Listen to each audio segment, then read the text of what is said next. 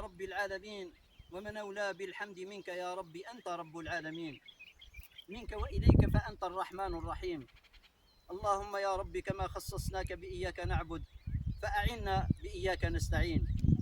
وأشهد أن لا إله إلا الله وحده لا شريك له، له الملك وله الحمد، يحيي ويميت وهو حي لا يموت وهو على كل شيء قدير. وأشهد أن سيدنا محمدا عبده ورسوله وصفيه وخليله.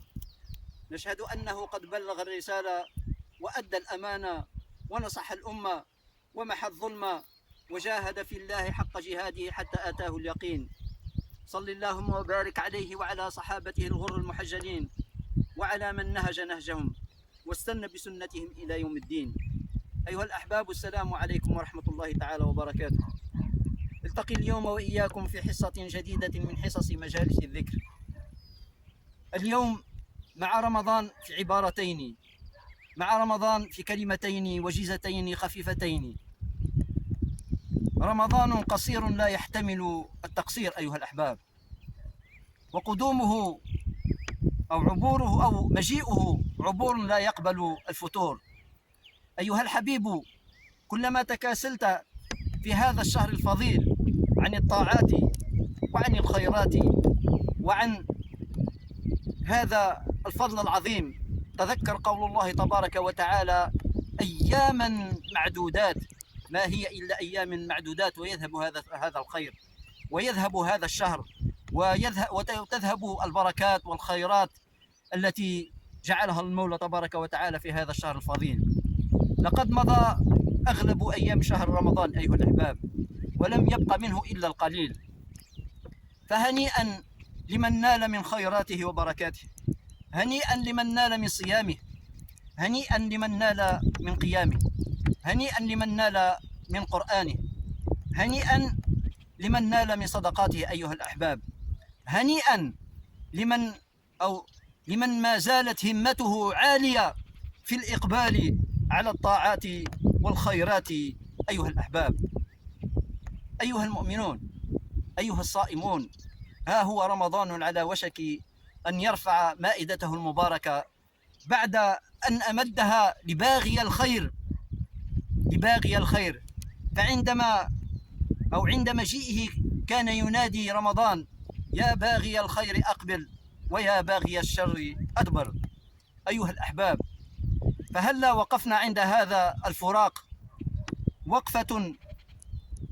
وقفة عزم جديدة لاستغلال ما تبقى من أيامه ولياليه، وهي الأفضل على الإطلاق. هلا سألنا كيف كان صيامنا أيها الأحباب؟ هلا صمنا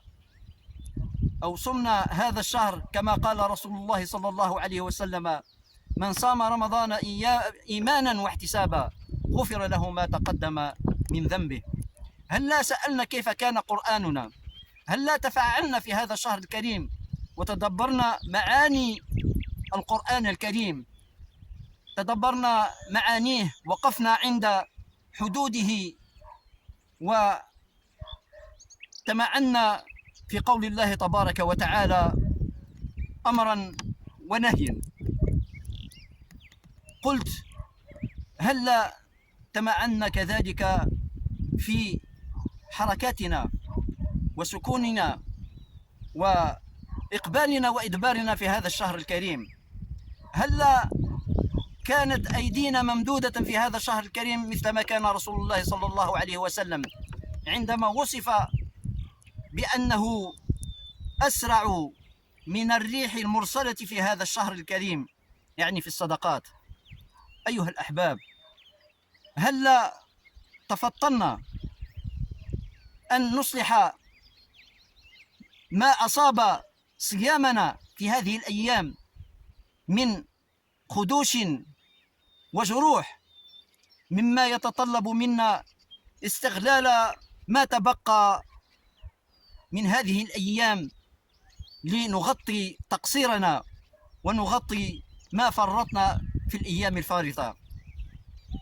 الأيام المقبلة التي نحن فيها أيها الأحباب هي أيام أفضل الأيام وأفضل الليالي عند الله على الإطلاق.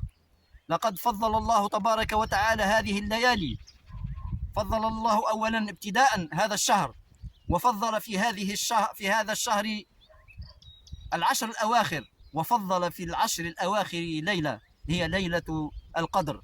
قال الحق تبارك وتعالى بعد أعوذ بالله من الشيطان الرجيم: بسم الله الرحمن الرحيم: إنا أنزلناه في ليلة القدر وما أدراك ما ليلة القدر ليلة القدر خير من 1000 شهر تنزل الملائكة والروح فيها بإذن ربهم من كل أمر سلام هي حتى مطلع الفجر. أيها الحبيب، أقول لا زال لديك من الوقت ما تعوض به ما فاتك من خير وفضل وكرم. أيها الأحباب، لا تتركوا الفرصة تذهب بين أيديكم، نحن في العشر الأواخر أيها الأحباب، استغلوا هذه الفرصة. هذا ربنا عز وجل، هذه هدية الله تبارك وتعالى لنا في هذا الشهر الفضيل، فلنستغل هذه الأيام كما كان يستغلها رسول الله صلى الله عليه وسلم. كان عندما تدخل عليه العشر الأواخر كما روته أمنا عائشة رضي الله عنها، كان يطوي فراشه ويوقظ أهله ويقوم ليله. هكذا كان رسول الله صلى الله عليه وسلم، ولنا في رسول الله صلى الله عليه وسلم أسوة حسنة. وبارك الله فيكم، والسلام عليكم.